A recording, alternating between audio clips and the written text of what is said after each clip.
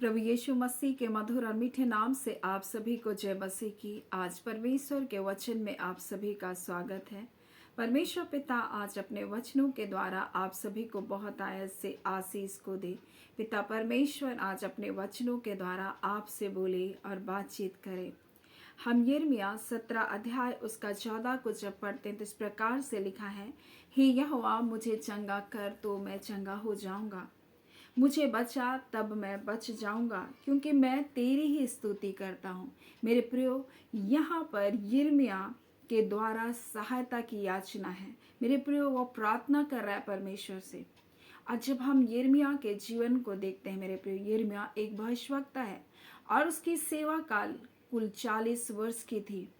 और यहाँ पर जब हम उसके जीवन को देखते हैं तो उसका जीवन बहुत कठिन है। परमेश्वर ने उसको अपना भविष्यवक्ता करके तो चुना, परंतु मेरे प्रियो, जब वो परमेश्वर की उन बातों को अपने लोगों तक पहुंचाना था, जो उनके विरुद्ध में बातें थी, वो बहुत कठिन था मेरे प्रियो। और इसलिए वो कहता है, हे यहोवा मुझे चंगा कर। और यहाँ चंगाई केवल शारीरिक नहीं वो कह रहा है, क्योंकि वो घायल है मेरे प्रियो। वो अपने मन से टूटा है, क्योंकि वो एक बहुत भावुक व्यक्ति और अपने लोगों से बहुत प्रेम करता है, परंतु वो लोग परमेश्वर को त्याग दिए हैं, परमेश्वर को छोड़ दिया। आप जब यिर्मयाह को पढ़ेंगे तो इस प्रकार से कहता है परमेश्वर का वचन, मेरी प्रजा ने दो बुराई को किया है, उसने मुझ बहते हुए जल के सोते को त्याग दिया और अपने लिए ऐसे हौद को बना लिया जो टूटे फूटे, जिसमें जल भी नहीं समाता। परमेश्वर अपने लोगों के लिए पीड़ा को महसूस करता, उसी पीड़ा को यिर्मयाह भी परमेश्वर को, उस पीड़ा को अपने जीवन में महसूस कर सकता है, क्योंकि परमेश्वर की आवाज को सुनने वाला है। जो परमेश्वर के लोग हैं वो अपने पिता के दर्द को समझेंगे, अपने पिता की पीड़ा को समझेंगे। और यिर्मयाह ऐसा ही था, वो परमेश्वर के हर दर्द, हर पीड़ा को जो उसके अपने लोगों के लिए था, उसको अपनी पीड़ा वो मान लिया था। और वो परमेश्वर जैसे उसको कहता था वैसे वो प्रचार को करता था। और ये प्रचार करना उसके अपने लोगों के विरुद्ध बहुत कठिन था, और लोग उसके खिलाफ में क्या हो गए, खड़े हो गए। वो अपनों के लिए आंसू बहाता था, अपनों के लिए पीड़ित था, लेकिन परमेश्वर के आवाज को उसको बताना था अपने लोगों को। और इसलिए वो एक घायल व्यक्ति था, अंदर से टूटा हुआ व्यक्ति था। और इसलिए वो जानता है परमेश्वर आने वाले समय में परमेश्वर हमारे लोगों को बंधुआई में, बेबीलोन में लेकर जाएगा। और परमेश्वर उनके विनाश के लिए, क्योंकि उन्होंने परमेश्वर को पूरी रीति से त्याग दिया, इसलिए वो बंधुआई में जाना और परमेश्वर उनके विनाश की भविष्यवाणी यिर्मयाह से करा रहा है। एक टूटा हुआ व्यक्ति है वो, क्योंकि लोग उनके विरोध में, उसके विरोध में खड़े। और वो कहता है, यहोवा मुझे चंगा कर, क्योंकि वो जानता है जो चंगा करने वाला है, जो बचाने वाला है, जो छुटकारा देने वाला है, वो सिर्फ परमेश्वर है। यानी कि वो संपूर्ण भरोसा परमेश्वर के ऊपर रखता है और परमेश्वर की मर्जी के अनुसार वो कार्य करने वाला व्यक्ति है मेरे प्रिय। उसने 40 वर्ष सेवकाई को दिया और उस 40 वर्ष में उसने उन बातों को देखा जो लोग परमेश्वर के विरुद्ध में कार्य करे। तो उन्होंने पूरी रीति से परमेश्वर को त्याग दिया। वो अपने छतों में वो देवताओं के लिए, अन्य देवताओं के लिए वो धूप जलाने प्रारंभ कर दिए। वो परमेश्वर को छोड़ दिए बिल्कुल पूरी रीति से। उन्होंने संसारिकता में अपने जीवन को, अपनी इच्छा के अनुसार अपने जीवन को जीना प्रारंभ कर दिया। और सबसे कठिन जो बात है वो हमको यिर्मयाह उसके 2 अध्याय और उसके 8 में हमको पढ़ने मिलता। और ये सबसे कठिन है जो वर्तमान समय में भी आज मनुष्य के जीवन में हो रहा है मेरे प्रियो। और इसके 8 में लिखा, याजक ने भी नहीं पूछा यहोवा कहाँ है। यानी याजक भी परमेश्वर की खोज नहीं कर रहे थे। और ये सबसे कठिन बात है कि याजक भी परमेश्वर की खोज नहीं कर रहे थे। और लिखा, जो व्यवस्था को सिखाते थे वे भी मुझको नहीं जानते थे। वो व्यवस्था सिखा रहे हैं, लेकिन परमेश्वर के साथ उनका कोई व्यक्तिगत संबंध नहीं है। परमेश्वर की इच्छा क्या है वो बस वचन बता रहे हैं, व्यवस्था सिखा रहे हैं, लेकिन परमेश्वर के साथ उसका कोई भी संबंध नहीं। और ये सबसे कठिन बात है मेरे प्रियो कि लोग परमेश्वर के वचन को बता रहे, परमेश्वर के वचन को सिखा रहे, लोगों को परमेश्वर की व्यवस्था को बता रहे। क्या परमेश्वर के साथ उसका निकटतम संबंध है? क्या परमेश्वर की उपस्थिति से उनका जीवन परिपूर्ण है? बिना परमेश्वर की उपस्थिति के, बिना परमेश्वर के संबंध के हम परमेश्वर के कार्य करेंगे तो हम भटक जाएंगे और लोगों को भी भटका देंगे। मेरे प्रिय, ये सबसे कठिन बात जो समय वहां के लोगों के जीवन में चल रहा था कि याजक नहीं पूछते थे यहोवा कहाँ, यानी परमेश्वर की खोज करने वाले लोग नहीं थे। वह स्वयं परमेश्वर को कभी नहीं ढूंढते, परमेश्वर की उपस्थिति में कभी नहीं आए और परमेश्वर की व्यवस्था को सिखा रहे। इस प्रकार से कहता है, और यहाँ लिखा, जो व्यवस्था सिखाते थे वे भी मुझे को ना जानते थे। ये कितनी गंभीर बात है। और लिखा है, चरवाहे ने भी मुझसे क्या क्या बलवा किया।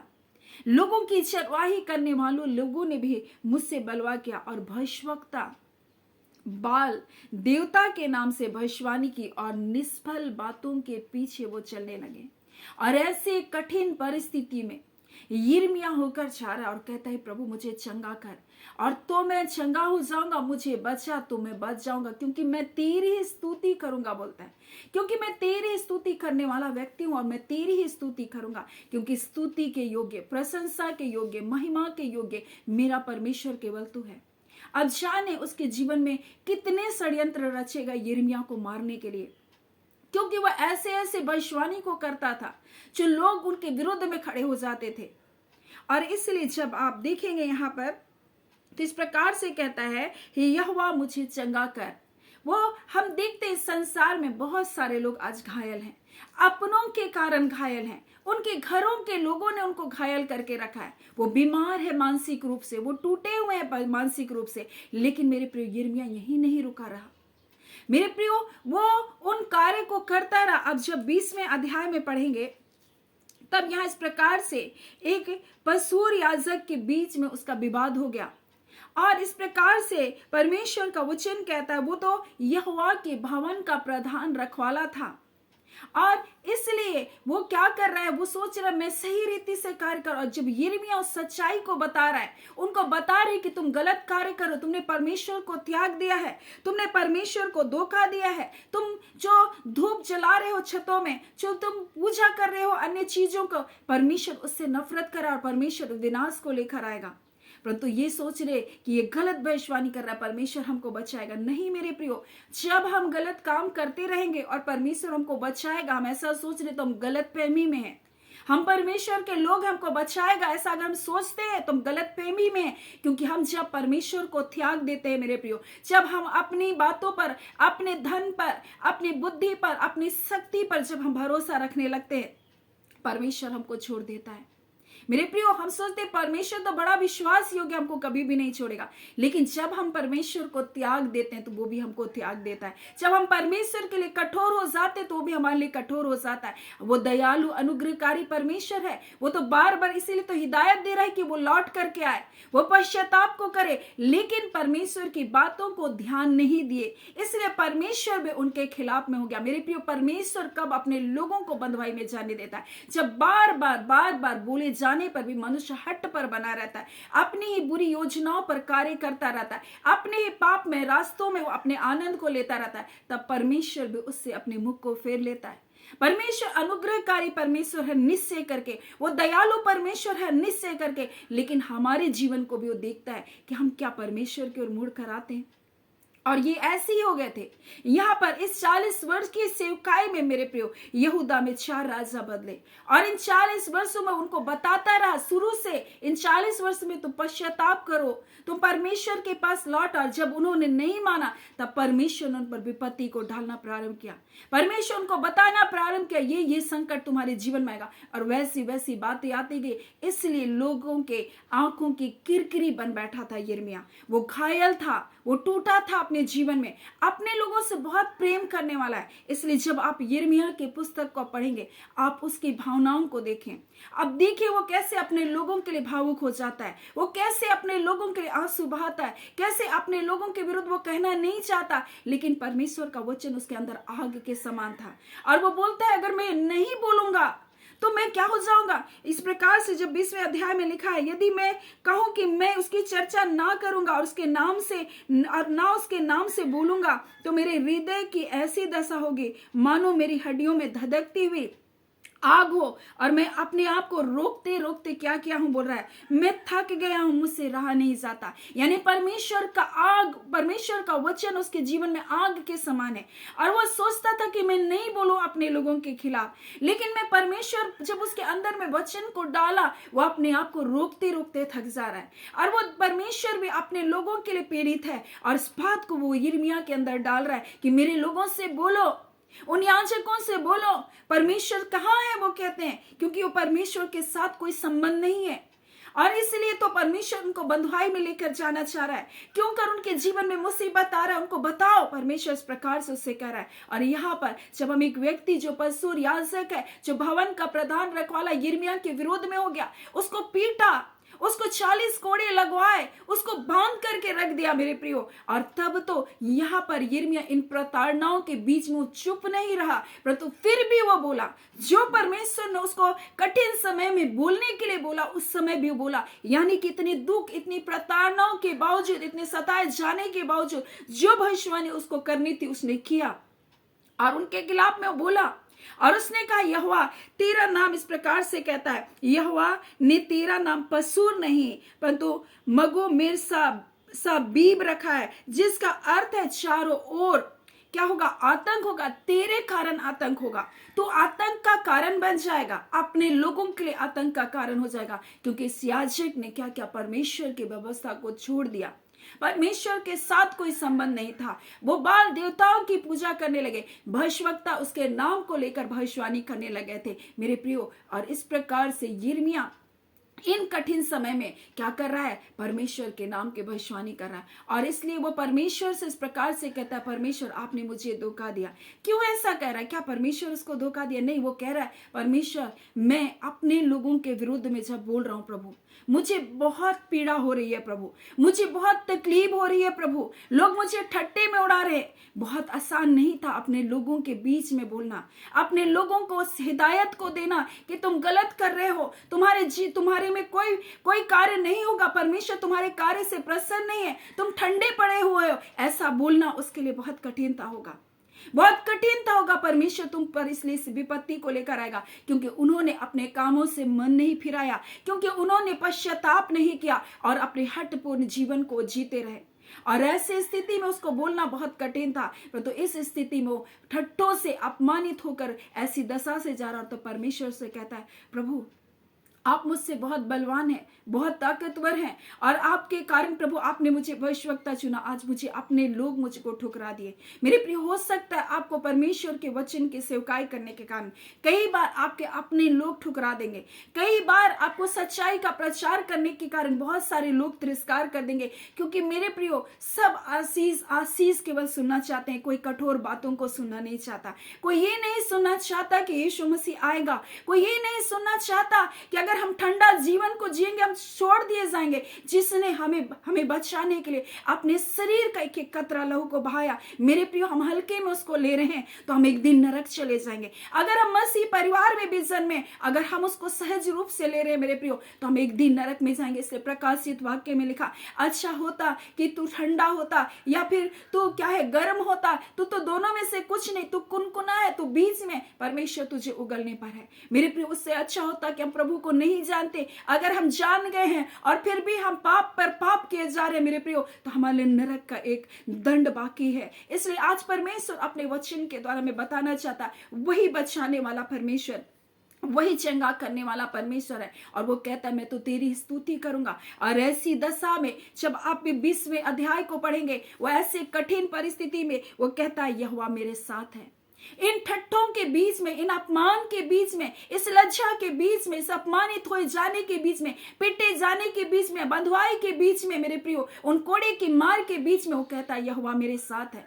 और वो इस प्रकार से कहता, वो भयंकर वीर के समान मेरे साथ है, मेरे साथ वो परमेश्वर है। मेरे प्रियो, क्या हम कठिन परिस्थितियों में, अपमानित किए जाने के स्थान में हम कह सकते हैं कि परमेश्वर मेरे साथ है, मेरे संग है वो परमेश्वर, और मेरे साथ वो एक भयंकर वीर के समान है। और वो कहता है इस कारण मेरे सताने वाले प्रबल ना होंगे, वे ठोकर खाकर गिरेंगे, कि वे बुद्धि से काम नहीं करते, इसलिए उन्हें बहुत लज्जित होना पड़ेगा और उनका अपमान सदैव बना रहेगा और कभी भी भूला नहीं जाएगा। मेरे प्रियो, और परमेश्वर जब ऐसा बोला, परमेश्वर ऐसे कठिन परिस्थिति में उसने जब बोला कि परमेश्वर मेरे साथ है और वो भयंकर वीर के समान है, परमेश्वर उसके लिए खड़ा हुआ और एक बड़ी विजय को परमेश्वर ने उस जगह उसको दिया। और परमेश्वर ने उसके लिए अपने वचन को क्या किया, पूरा किया। जिन जिन वचनों को बोला उन वचनों को परमेश्वर ने पूरा करना प्रारंभ किया। मेरे प्रिय, उसी प्रकार से जब आप अपमानित हैं, जब ठट्टे में उड़ाए जा रहे, एक सही काम करने के बावजूद परमेश्वर आपके साथ है, वो आपके लिए खड़ा होगा। आपकी कठिन से कठिन परिस्थितियों में आपके लिए खड़ा होगा। वो आपका चंगा करने वाला परमेश्वर, आपके टूटे हुए जीवन को चंगा करने वाला परमेश्वर, आपको बचाने वाला परमेश्वर है। और आगे कहता है, इसलिए मैं परमेश्वर का धन्यवाद करता हूं, मैं उसकी स्तुति करता हूं। मेरे प्रिय, कठिन समस्याओं में वो परमेश्वर को स्तुति देने लगा, उन अपमानित जगहों में परमेश्वर की स्तुति देने लगा, और परमेश्वर भी उसके लिए एक भयंकर वीर के समान उसके लिए युद्ध को लड़ा। आज मेरे प्रियो, परमेश्वर आपके लिए युद्ध को लड़ेगा। जब आप सही कार्य करने के बावजूद आप ठोकर खा रहे, आप जब गिराए जा रहे, आपको अपमानित किया जा रहा है, आपको कलीसिया से निकाल देने के लोगों ने बात कर रहा है, आप सोच रहे मैं सही कार्य कर रहा हूं, मैं परमेश्वर के वचन को सही रीति से सिखा रहा हूं, मैं बड़े विश्वास योग्यता से प्रभु तेरे सन्मुख हूं प्रभु, और लोग आज मेरे विरुद्ध में खड़े हैं, लेकिन मैं आपसे कह दूं मेरे प्रियो, आपसे कह दूं, मैं परमेश्वर के दास और दासी हूं, परमेश्वर आपके साथ है और वो भयंकर वीर के समान आपके लिए लड़ाई को लड़ेगा। वो आपको लज्जित होने नहीं देगा। आपको आज लज्जित किया जा रहा है, परंतु परमेश्वर आपके लिए खड़ा होगा।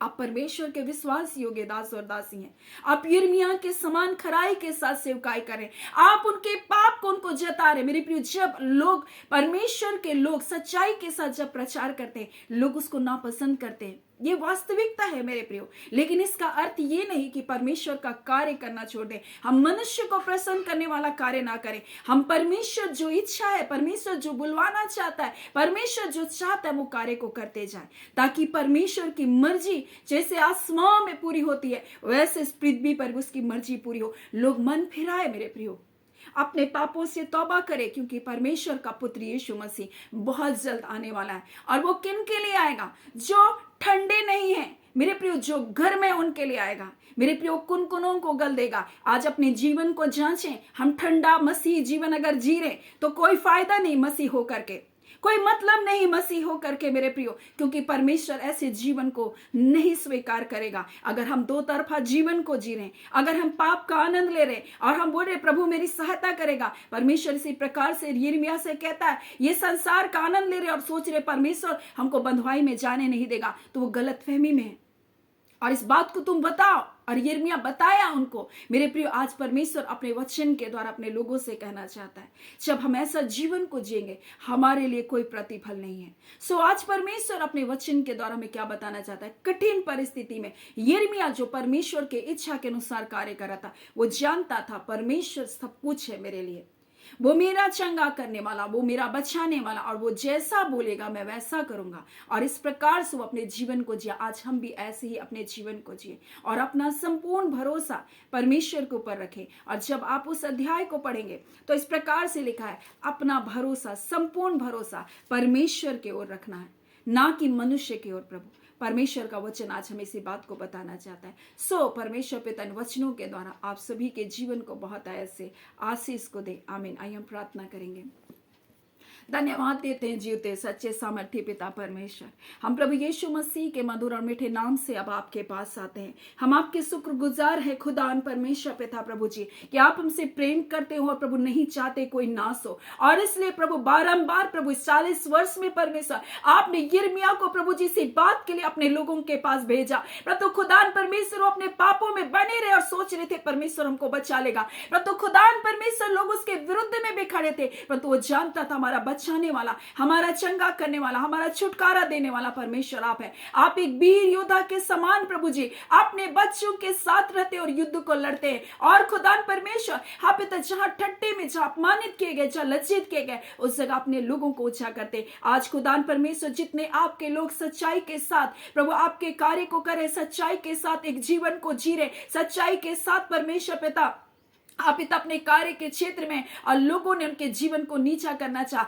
सताए गए परमेश्वर अपने कार्यालयों में प्रभु जी, अपने कार्य के क्षेत्र में परमेश्वर, अपने घरों में प्रभु जी, अपने लोगों के बीच में, अपने समाज में, अपने कुटुंबियों में परमेश्वर प्रभु जी, ऐसे लोगों के जीवन को प्रभु जी आप अपने वचन के द्वारा तसल्ली को दे रहे पिता। और निश्चय करके परमेश्वर आप अपने बच्चों के लिए खड़ा होंगे, आप अपने बच्चों के पक्ष में खड़ा होंगे। हाँ पिता परमेश्वर, आप पिता परमेश्वर और अपने बच्चों के पिता, हाँ पिता परमेश्वर सिर को प्रभु जी आप झुकने नहीं देंगे, परंतु उसी जगह अपने बच्चों को ऊंचा उठाने जा रहे। आपका धन्यवाद खुदान परमेश्वर, आज का दिन आपने दिया, ये दिन परमेश्वर बहुत महत्वपूर्ण है, क्योंकि परमेश्वर हम आपके चरणों के पास आने पाए। और प्रभु ये सचमुच कीमती दिन है, क्योंकि परमेश्वर क्या ही धन्य है प्रभु, जिसको तो चुनकर अपने समीप में आने देता है। हाँ खुदान परमेश्वर, हर एक लोगों का जीवन आपके साथ एक निकटतम संबंध में आ जाए।